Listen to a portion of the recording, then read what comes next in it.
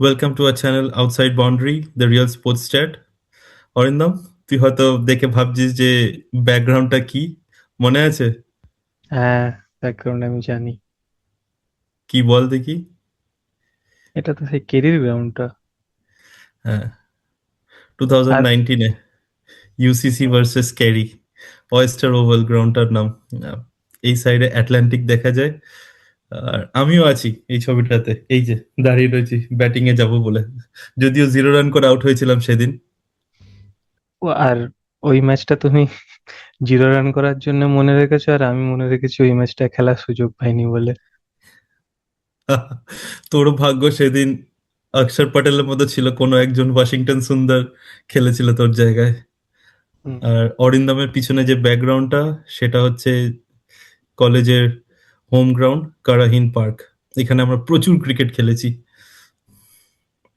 যাই হোক, পুরনো কথা, পুরনো স্মৃতি অনেক।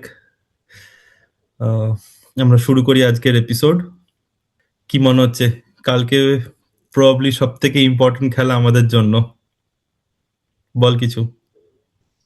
খুবই ইম্পর্ট্যান্ট, কিন্তু আমার যেটা মনে হয় যে ইন্ডিয়া কাল জিতবে, কিন্তু জিতলেও সেমিফাইনালের অঙ্কে খুবই কঠিন হবে। হুম। এখন সবকিছু সাউথ আফ্রিকার হাতে। সাউথ আফ্রিকা যদি ওয়েস্ট ইন্ডিজকে না হারাতে পারে, তোমার ভাষায় ওই ম্যাজিক্যাল জিনিস আসবে না। জাস্ট একটা ব্যাকগ্রাউন্ড দেওয়ার জন্য, ওয়েস্ট ইন্ডিজের রান রেট এখন বোধহয় +5.3 এর কাছাকাছি। সাউথ আফ্রিকারও +3.8 বোধহয়। ইন্ডিয়া হুম। সেখানে -3.8। পেছন ইজ ভেরি সিম্পল। কালকে প্রথম গেমটা ভেরি ইম্পর্ট্যান্ট আমাদের জন্য। আর আমরা সবাই এক্সপেক্ট করছি যেন একটা ভালো খেলা হয় সবার আগে। আর যে বেস্ট টিম সেটাই যেন জেতে অবভিয়াসলি, বাট একটু বায়াস তো থাকি আমরা। তাই আমরা এক্সপেক্ট করছি যে সাউথ আফ্রিকা জিতবে ম্যাচটা। আর এদিক থেকে যদি সাউথ আফ্রিকা জিতে যায়, ইন্ডিয়া যেন জিম্বাবুয়ের সাথে ম্যাচটা, যেটা সেকেন্ড হাফে রয়েছে, জেতে ভালো এবং খুব কনভিনসিংলি যেন জেতে ম্যাচটা। তোর কি মনে হচ্ছে কাল পসিবল টিম সিলেকশন কি কি হতে পারে ইন্ডিয়া ভার্সেস জিম্বাবুয়ে ম্যাচটার জন্য বলছি? আমার মনে হয় অভিষেককে স্টিল ব্যাক করবে, আর ওয়াশিংটন সুন্দরকে ব্যাক মানে টিমে থাকবে। এবার বাকি কি হবে I don't know, but still আমি একটা প্রেডিক্ট করছি। অভিষেক শর্মা, ঈশান কিষান, তিলকের জায়গায় হয়তো সঞ্জু স্যামসনকে নিয়ে আসতে পারে। হুম। সূর্যা কুমার যাদব, হার্দিক পান্ডিয়া, শিবম দুবে। রিঙ্কু সিং বাড়ি গিয়েছিল, চলে এসেছে, সো রিঙ্কু সিং খেলবে। চাইবো ওয়াশিংটন সুন্দর না খেলুক, কিন্তু ওকে খেলাবে। আর না হলে ওয়াশিংটন সুন্দরের জায়গায় আমি অক্ষর প্যাটেলকে রাখবো, বাট এটা আমি আগের থেকেই বাদ দিয়ে দিচ্ছি। আহ কত হলো, এটা ওয়াশিংটন সুন্দর, জসপ্রীত বুমরা, বরুণ চক্রবর্তী, হর্ষদীপ সিং। অবশ্য চেন্নাইতে খেলা হচ্ছে, হর্ষদীপ সিং এর জায়গায় হয়তো কুলদীপ যাদবকেও খেলাতে পারে। আমার এখানে একটু একটা অন্য ভিউ রয়েছে। যেহেতু ইন্ডিয়ার এতগুলো লেফট হ্যান্ডার, আমি চাইছিলাম একটা ডিফারেন্ট কম্বিনেশনে যেতে। তো শুরু আমি চাই যেন এভাবে শুরু হোক। সঞ্জু স্যামসন আর অভিষেক শর্মা ওপেন করুক। ঈশান কিষান যেন নাম্বার 3-তে খেলুক। সূর্যা নাম্বার 4-এ খেলুক। তিলক নাম্বার 5-এ, তারপর হার্দিক, দুবে, আকসার, বরুণ বা কুলদীপের মধ্যে কেউ একজন, বুমরা আর হর্ষদীপ। কালকে আবার ইন্ডিয়ান টিম ঝড় তুলবে চেন্নাইতে। তোকে একটা মজার স্ট্যাট দিই যে এই গ্রাউন্ডে বোধহয় 16টা ম্যাচ খেলা হয়েছে, T20-র কথা বলছি। তার মধ্যে 9জন যারা আগে ব্যাট করেছে তারা জিতেছে। আর অ্যাভারেজ স্কোর এই গ্রাউন্ডে, ওভারঅল অ্যাভারেজ স্কোর হচ্ছে 165 to 170। আরো একটা মজার স্ট্যাট হচ্ছে টপ 10 উইকেট টেকার্স এই গ্রাউন্ডের মধ্যে 10 জনের মধ্যে 9জন কিন্তু স্পিনার। একটাই পেসার আছে, সেটা হচ্ছে কপিল দেব। যাই হোক, তো এইটা আমাদের প্রেডিকশন। আর কালকে আগেন আমার মনে হচ্ছে যে সিকান্দার রাজা বোলিং শুরু করবে, বাট ওই জন্যই আমি চাইছিলাম যেন সঞ্জু স্যামসন ওপেন করুক, আর অ্যাটলিস্ট এই একটা অফ স্পিনারের একটা থ্রেট আমাদের উপরে ঝুলছে, যে খাড়া টাইপের ঝুলছে, এই জিনিসটা ব্রেক হোক। যাই হোক, প্রেডিকশন সিম্পল, ইন্ডিয়া দুটো পেসার, আমার জন্য দুটো পেসার নিয়ে যাবে, আর দুটো স্পিনার থাকবে, আর হাই প্রবাবিলিটি যে কুলদীপ খেলবে। তুমি তাহলে রিঙ্কু সিংকে কার জায়গায় বাদ দিলে? আমি রিঙ্কু সিংকে টোটালি বাদ দিচ্ছি। তার একটাই কারণ, ও যে পজিশনে ব্যাট করছে সেখানে ওর কোনো কাজ নেই বেসিক্যালি টিমের মধ্যে। মানে যদি যেখানে যেদিন প্রয়োজন ছিল সেই দিনে যদি ওকে নাম্বার 5-এ না পাঠালো, তো আমার মনে হয় ওই 4-5টা বল খেলার জন্য অ্যাটলিস্ট আমি এই জিনিসটাকে বাদ দিতে চাই। মানে বাদ দেবো বলবো না, বাট রিঙ্কু সিংকে বসে আমি এই কম্বিনেশনটা টেস্ট করতে চাই যে কিরকম হয়। সেখানে হয়তো একটা প্রপার ব্যাটসম্যানও পাওয়া গেল মিডল অর্ডারে, তিলক এসে যদি স্টেবিলিটি প্রয়োজন হয় সেটাও দিতে পারবে, আর টপ 3 মানে একটা এক্সপ্লোসিভ স্টার্টের জন্য রেডি থাকবে। কিন্তু তোমার কি কোথাও গিয়ে মনে হয় না সঞ্জু স্যামসন ম্যাচ অনেকগুলো খেলেনি, আর তার উপরে ওকে একদম সরাসরি নিয়ে চলে আসা হচ্ছে, আর যখন তোমার যদি এই কম্বিনেশন চেঞ্জ মানে আম, কি বলবো, তোমার যদি এই কম্বিনেশন ট্রাই করতেই হয়, তো তোমার কাছে তো সব থেকে বড় সুযোগ ছিল নেদারল্যান্ড ম্যাচ, সেখানে কেন তুমি পুরো ওভারঅল সব জিনিসগুলো চেঞ্জ করে মানে এ করে নেবে না? তার কারণ ছিল ইন্ডিয়া খুব কনফিডেন্ট ছিল ওদের ব্যাটিং মানে সেট আপ নিয়ে, যে যেই ব্যাটিং সেট আপে আছে বা যেই টিম কম্বিনেশনে খেলছে তারা ইজিলি বড় টিমের এগেনস্টে দাঁড়াতে পারবে। তো আমার ধারণা ওয়েস্ট ইন্ডিজে যাওয়ার আগে সঞ্জু স্যামসনকে একটা চান্স দিয়ে প্রিপেয়ার করবে, কারণ যেহেতু ও একটাই ম্যাচ খেলেছে, আর খুব একটা খারাপ ছিল না, 8 বলে 22 করেছিল, তো প্রায় প্রায় 300-র কাছাকাছি স্ট্রাইক রেট ছিল। তো অ্যাটলিস্ট রানা বল খেলার থেকে ভালো সেরকম যদি একটা ফ্লাইং স্টার্ট দিতে পারেও, তো that is good. At least number 3, 4, 5 এর জন্য জিনিসটা একটু ইজি হয়ে যায়। পাওয়ার প্লেতে ওই স্টার্ট ইম্পর্টেন্ট, একটা এক্সপ্লোসিভ স্টার্ট ইম্পর্টেন্ট। আর আমাদের মাথায় রাখতে হবে, বাট যাই হোক না কেন, যদি কাল সাউথ আফ্রিকা হেরে যায় বাই চান্স, রান রেট ফ্যাক্টরটা স্টিল আসবে। তো আমার মনে হয় যে যতটা উচিত, মানে যতটা সম্ভব হয় রান বাড়িয়ে রাখা উচিত, যে ফর্মুলাতে ওয়েস্ট ইন্ডিজ জিম্বাবুয়ের সাথে খেলেছে। এটাই simple prediction. Man of the okay. Match কে কালকের? আরে তুমি প্লেয়ার অফ দ্য ম্যাচ তুমি প্রেডিক্ট করবে কখন, যখন জিনিসগুলো সমস্ত কিছু প্রপারলি চলবে না? এখানে তো কোনো কিছুই প্রপারলি চলছে না। তুমি জেতা ম্যাচ মানে সাউথ আফ্রিকা ম্যাচটা বিশাল কিছু হার্ডেল ছিল না, জেতা ম্যাচে আমি তুমি জানি। কঠিন করে দিয়ে সিচুয়েশন কেঁচালে, এখন তুমি প্রেডিক্ট করবে? আচ্ছা ঠিক আছে, জসপ্রীত বুমরা আমার জিনিসটা জন্য। আরো সিম্পল রাখছি। ব্যাটসম্যান হবে না বোলার হবে man of the match? Bowler Jasprit Bumrah আমার জন্য। যতই হচ্ছে যে হোক, চেন্নাইয়ের স্পিনিং ট্র্যাকে খেলা হোক, স্টিল জসপ্রীত বুমরা। ঠিক আছে, তোর জন্য জসপ্রীত বুমরাহ, আমার জন্য আমার মনে হচ্ছে কাল Kuldeep Yadav man of the match নিয়ে যাবে, যদি কুলদীপ যাদব খেলে। আমার ধারণা কুলদীপ যাদবকে কাল খেলাতে ওরা বাধ্য, মানে খেলানো উচিত, যেহেতু একটু স্পিন ফ্রেন্ডলি কন্ডিশনস চেন্নাইতে সবসময় আমরা দেখে এসেছি। আর কালকে আমার মনে হয় ব্যাটসম্যানদের স্কোয়ার অফ দ্য উইকেটসে খুব রান করতে হবে, ইউটিলাইজ করতে হবে।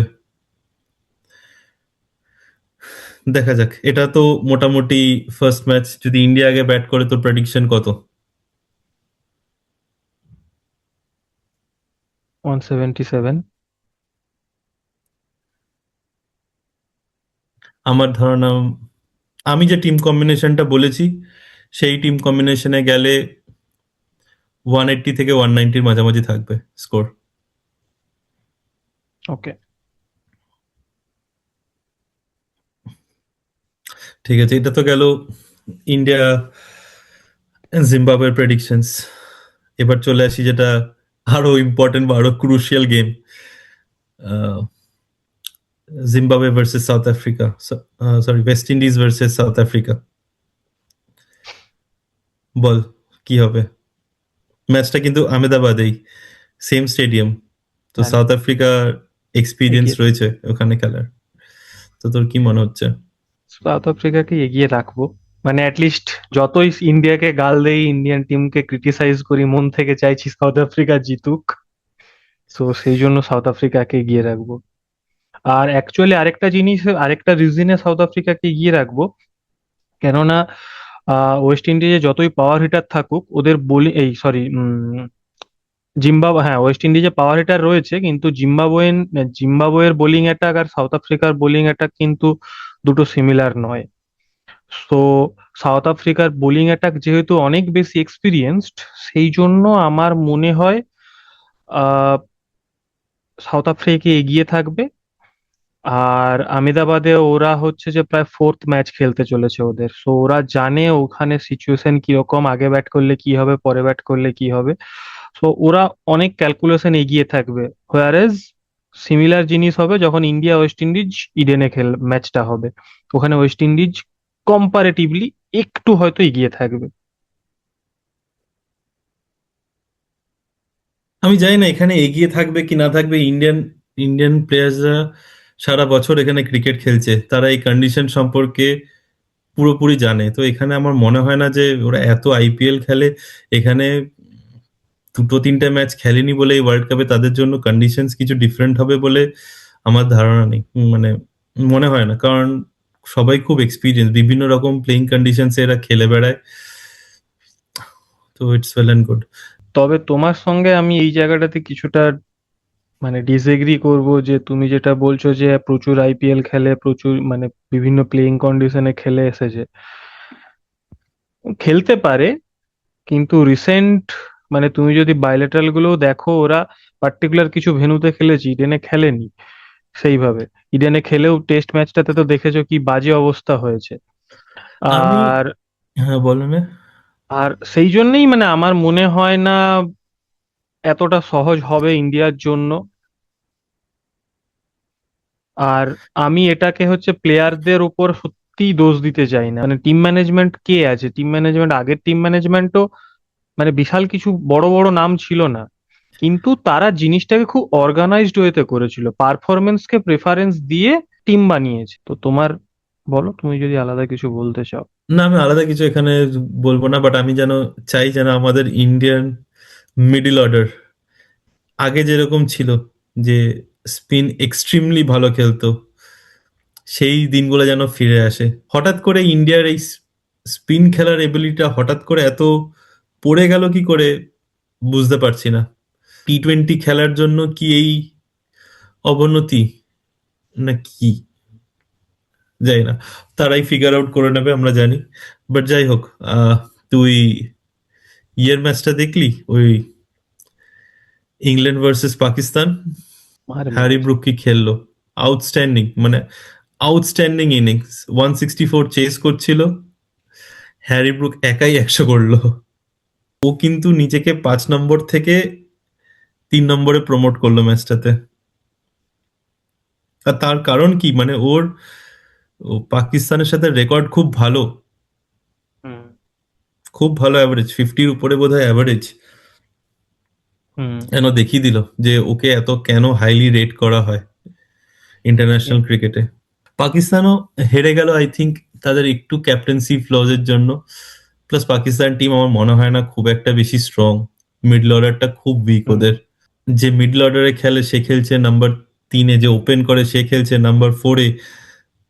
তারপর অলরাউন্ডাররাও যেরকম যারা কখনো কোনো বড় আইসিসি ইভেন্টসে পারফর্ম করেনি, যে ভালো খেললো ইন্ডিয়ার সাথে, সে ব্যাট করছে নাম্বার 8-এ। ওদের কম্বিনেশনটা আমি ঠিক বুঝতে পারছি না। ওদের যে লিড স্পিনার, সে বসে গেল কলম্বোর মতো একটা গ্রাউন্ডে যেখানে স্পিন ফ্রেন্ডলি কন্ডিশন, মানে আবরার এক্স্যাক্টলি। আহমেদের কথা বলছি। হুম। তো ওরা কি কম্বিনেশনে খেললো আমি বুঝতে পারলাম না, বাট ঠিক আছে, প্রত্যেকটা টিমের নিজস্ব কিছু সেট কম্বিনেশনস মাথায় থাকে। বাট যাই হোক, এটা নিয়ে আর বেশি এক্সটেন্ড করবো না আমরা। তো মোটামুটি জাস্ট সামারাইজ করি, ফার্স্ট গেমটা হচ্ছে south Africa versus West Indies. Very very important. আমরা হোপ করছি যেন সাউথ আফ্রিকা ম্যাচটা জেতে। হুম। সাউথ আফ্রিকা ম্যাচটা জিতলে ইন্ডিয়ার উপরে প্রেশারটা অনেকটা কমে যাবে, যেখানে রান রেটের কোনো চিন্তা করতে হবে না। হুম। সেকেন্ড গেমটা তুই বল, কি হতে পারে প্রেডিকশনস? প্রেডিকশন আমি দুটো সিনারিও বলবো। যদি ইন্ডিয়া প্রথমে ব্যাট করে, যেটা আগেই বললাম 177 ফর 7 ধরো, আর আমি চাইবো জিম্বাবুয়েকে ওরা 127 15 ওভারে অল আউট করে দিক। আর যদি জিম্বাবুয়ে প্রথমে ব্যাট করে, রানটা সেম থাকবে, 127 অল আউট, কিন্তু এরা 10 ওভারে চেস করে দিক। যাই হোক, এটাই আমাদের প্রেডিকশন ছিল। আমরা ম্যাচের পরে আবার আসবো ডিসকাস করতে। So hmm. Until then, good night.